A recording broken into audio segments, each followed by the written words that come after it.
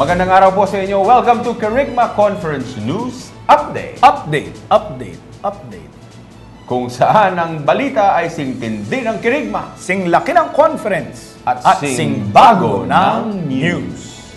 Ako po si Randy Borromeo. Ako naman si George Gabriel.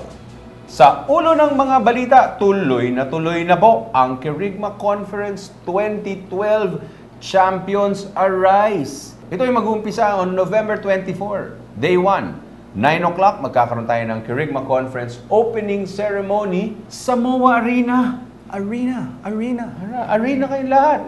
At magkakaroon tayo ng after lunch break, alas 2, itutuloy natin ang streams at ito ay gaganapin naman sa SMX Convention Center. Ang unang set ng mga streams for Day 1 ay prayer, worship, education, health, career, business, at Catholic faith. Sa Day 2 naman, babasahin ko rito, Randy, sa aking iPad. 9 a.m. hanggang 12 noon. Second set naman ang ating mga streams. Solo parents, singles, single blessedness, inner healing, family, youth, at leadership. At pagdating naman ng 2 o'clock p.m., magkakaroon ng grand feast, napaka-grand, sa SMX Convention Center, kung saan magkakaroon ng misa, worship, entertainment, at special talk mula kay Brother Bo Sanchez. Talagang punong-puno ang Kerygma Conference 2012, kaya siguraduhin nyo na hindi kayo mawawala sa November 24 and 25. Sa bewang ng balita, nag-confirm na po ang ilan sa ating mga dakilang speaker para sa ating conference. Ang una nating nag-confirm na big-time speaker si Mrs. Queen Ali Chua, Ateneo Professor in Math and Psychology, columnist sa ating Philippine Daily Inquirer. Ang kanyang column ay Eureka.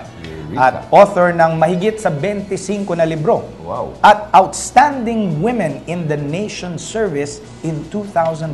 Wow. Siya po ay matatagpuan ninyo sa ating family stream. Wow. Ba't nawawala ba siya? Hanapin nyo na lang doon. Ang pangalawang speaker na nag-confirm ay si Mr. Lapid. Hindi po Lito Lapid, kundi si Pax Lapid. Ang famous Lapid's Chicharon. Kumakain ka ba nun, Randy? Dati. Mukha lang akong chicharon.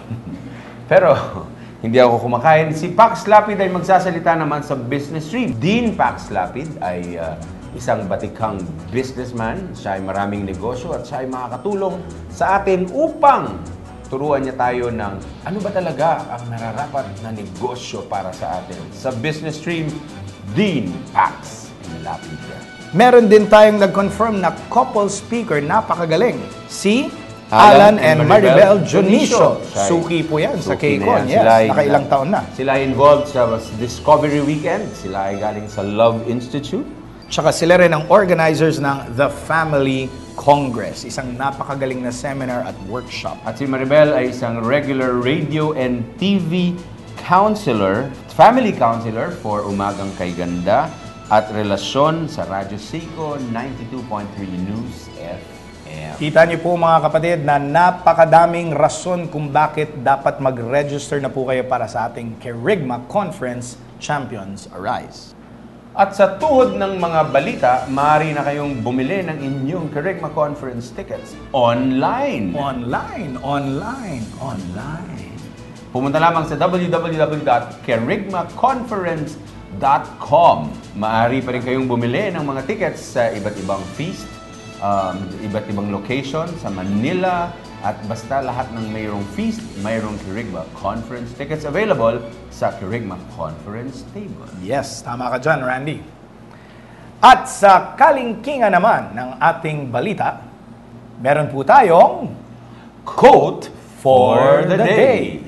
Ang atin pong quote for the day ay ganyan ito.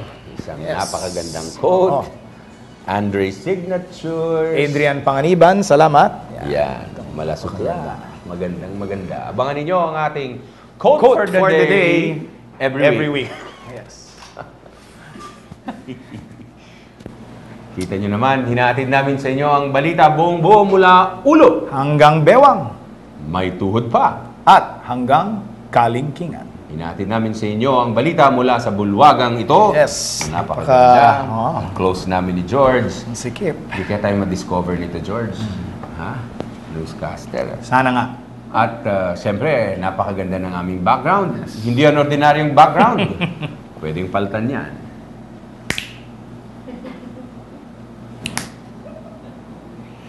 Bigyan mo ako ng beach.